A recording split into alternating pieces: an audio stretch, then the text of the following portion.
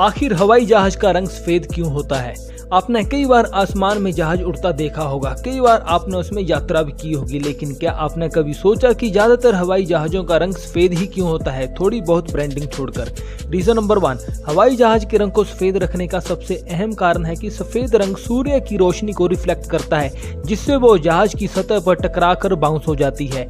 इससे जहाज के अंदर का तापमान ठंडा रहता है और यात्रियों को गर्मी नहीं लगती।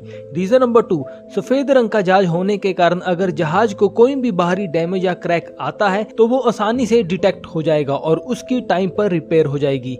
ऐसे ही और इंटरेस्टिंग फैक्ट्स जानने के लिए चैनल को सब्सक्राइब करें।